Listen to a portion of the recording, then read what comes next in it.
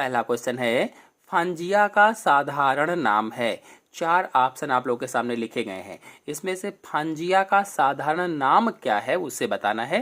TGT 2013 में question पूछा गया था, तो इसका आंसर होगा पहला, कुकुरमुत्ता कोरल फंजिया का साधारण नाम होता है। और इसी तरह से जो लाल कोरल होता है, लाल कोरल कोरेलियम का साधारण नाम है, कोरेलियम का साधारण नाम। और जो मस्तिष्क कोरल होता है, मस्तिष्क कोरल मिएंडिरना का साधारण नाम है, मिएंडिरना।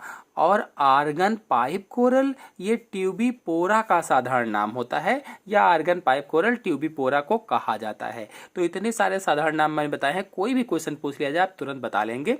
नेक्स्ट क्वेश्चन है, बहुरूपता देखी जाती है। 4 ऑप्शन दिए गए हैं, इनमें से किसमें बहुरूपता देखी जाती है।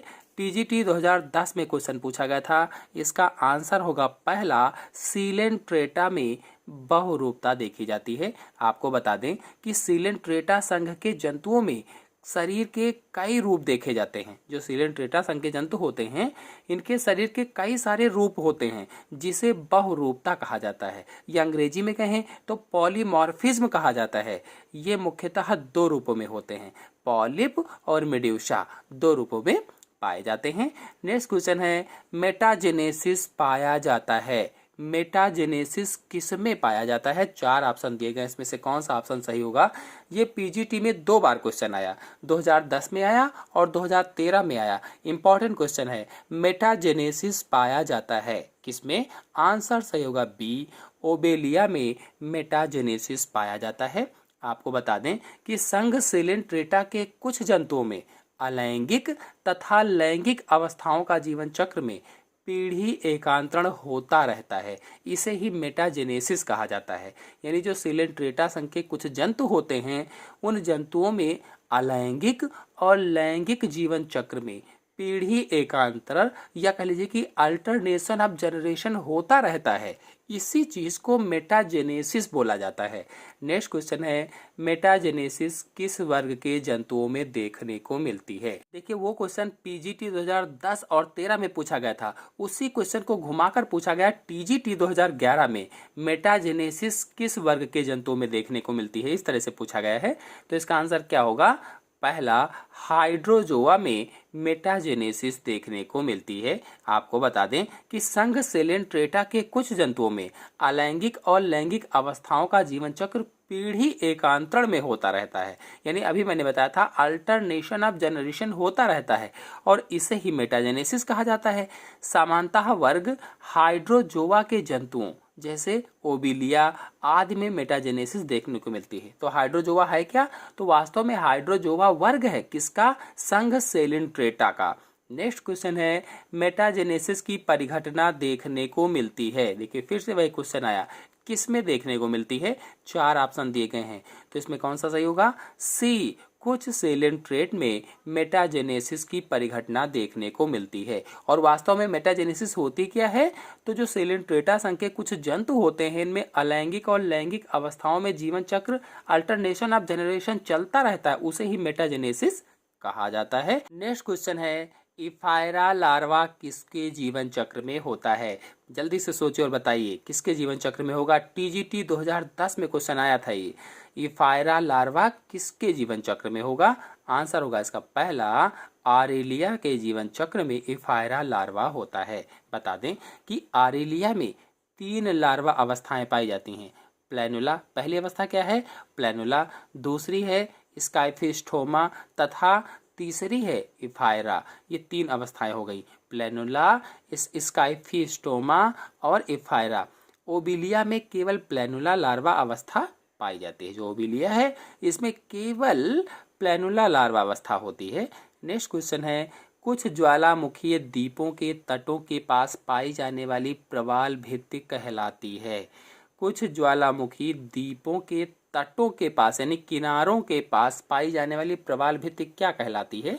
आंसर होगा इसका डी, तटीय प्रवाल भित्ति कहलाती है। आपको बता दें कि प्रवाल भित्ति को अंग्रेजी में कोरल रीफ्स बोला जाता है, और ये कैल्शियम कार्बोनेट की बनी विशेष प्रकार की संरचना होती है, जो कि गर्म तथा छिछले समुद्र में बनती है।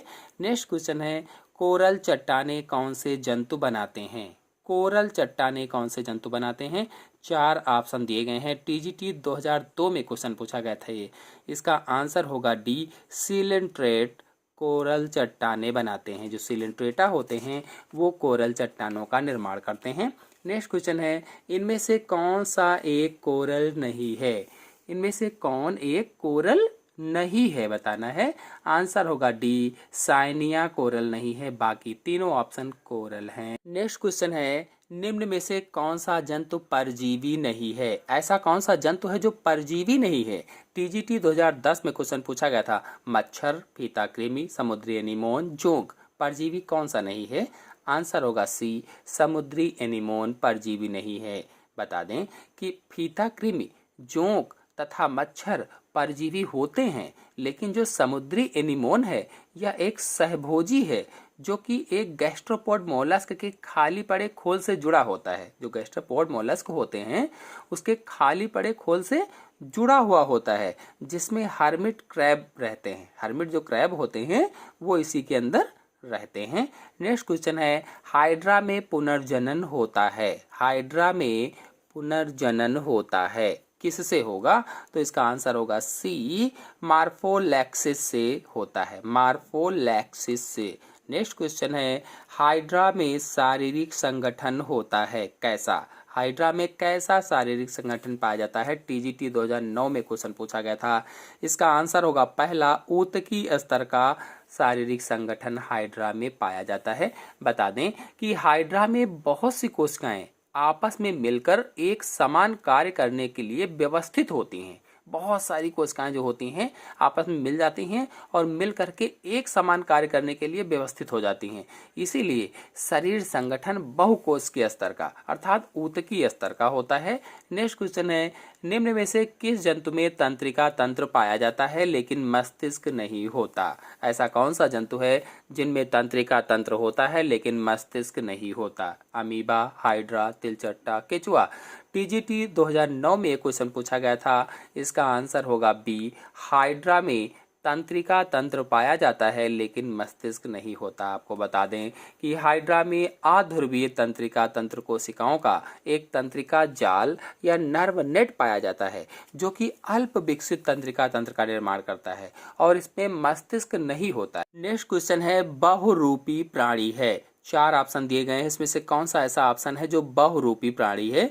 तो आंसर से होगा इसका पहला, हाइड्रेक्टिनिया। हाइड्रेक्टिनिया जो होता है ये बहुरूपी प्राणी होता है। बता दें ये हाइड्रेक्टिनिया जो है ये एक सीलेंट्रेट है और इसकी कॉलोनी में विभिन्न प्रकार के पॉलिप सदस्य होते हैं, जैसे गैस्ट्रोजॉइड्स, डेक्लोजॉइड्स और टेंटक्लोजॉइड्स, स्टेक्लोजॉइड्स, गोनोजॉइड्स आदि बहुत सारे होते हैं और इसीलिए इसे बहुरूपी प्राणी कहा जाता है। नेक्स्ट क्वेश्चन है, दंशिका क्या है? 4 ऑप्शन दिए गए हैं। टीजीटी 2005 में क्वेश्चन पूछा गया था कि दंशिका क्या है? इसका आंसर होगा सी, एक कोशिका का भाग दंशिका कहलाता है। बता दें कि दंशिका या निमेटोसाइट्स की उपस्थिति सीलेंट्रेटा संघ के जंतुओं का विशेष लक्षण होता है। दंशिका को निमेटोसाइट्स कहा जाता है और इनकी उपस्थिति सीलेंट्रेटा संघ के जंतुओं का विशेष लक्षण यानी इसमें दंश कोशिकाएं विशेष लक्षण होती हैं।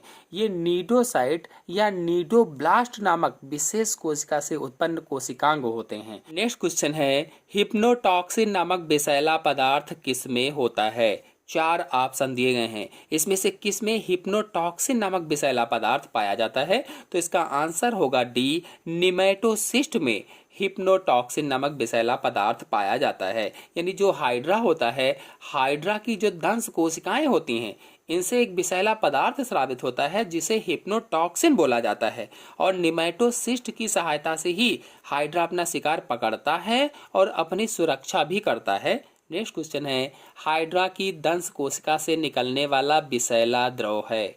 4 ऑप्शन दिए गए हैं, हाइड्रा की दंश कोशिका से कौन सा विषैला द्रव निकलता है? टीजीटी 2013 में क्वेश्चन पूछा गया था। इसका आंसर होगा पहला हिप्नोटॉक्सिन। हिप्नोटॉक्सिन नामक विषैला द्रव निकलता है। नेक्स्ट क्वेश्चन है, हाइड्रा के निमेटोसिस्ट में पाया जाने वाला विषैला पदार्थ है। देखिए 2 बार क्वेश्चन आया, वो टीजीटी 2013 में आया, ये टीजीटी 2010 में आ चुका था उसके पहले ही। तो इसका आंसर होगा पहला हिप्नोटॉक्सिन। इंपॉर्टेंट क्वेश्चन है, याद रखेंगे आप लोग। हाइड्रा के निमेटोसिस्ट में पाया जाने वाला विषैला पदार्थ क्या होगा? हिप्नोटॉक्सिन होगा। नेक्स्ट क्वेश्चन है, दंशिका निम्न में पाई जाती है। दंशिका किस में पाई जाती है? पोरीफेरा, सिलिंट्रेटा, निमेटोड्स, एनिलिडा, किस में? टीजीटी 2003 में क्वेश्चन पूछा गया था। तो जो दंशिका होती है, जो दंशी कोशिकाएं होती हैं, ये दंश कोशिकाएं सिलिंट्रेटा संघ के जंतुओं में पाई जाती हैं। नेक्स्ट क्वेश्चन है, ओबिलिया की संवेदी कोशिकाएं हैं। ओबिलिया की संवेदी कोशिकाएं कौन सी होती हैं? तो इसका आंसर होगा डी, लिथोसाइट ओबिलिया की संवेदी कोशिकाएं होती हैं। नेक्स्ट क्वेश्चन है, स्टेटोसिस्ट पाई जाती है। टीजीटी 1999 में क्वेश्चन पूछा गया था कि स्टेटोसिस्ट किस में पाई जाती है? केचुए में, कॉकरोच में, ओबिलिया में, पैरामीशियम में। आंसर होगा इसका सी, ओबिलिया में स्टेटोसिस्ट पाई जाती है। बता दें कि ओबिलिया सिलिंट्रेटा संघ का एक जंतु है और इस संघ के जंतुओं में अल्प विकसित या कह लीजिए कि प्रिमिटिव तंत्रिका तंत्र पाया जाता है और इनमें स्टेटोसिस्ट नामक संतुलन अंग पाए जाते हैं। नेक्स्ट क्वेश्चन है, प्लैनुला लार्वा किसके जीवन चक्र में बनता है? 4 ऑप्शन दिए गए हैं। प्लैनुला लार्वा किसके जीवन चक्र में बनेगा? इसका आंसर होगा बी, ओबिलिया के जीवन चक्र में प्लैनुला लार्वा बनता है। बता दें कि प्लैनुला लार्वा सिलिंट्रेटा या निडेरिया संघ के जंतुओं के जीवन चक्र में पाया जाता है, जैसे ओबिलिया आदि में, और यह स्वतंत्र रूप से तैरने वाला लार्वा होता है।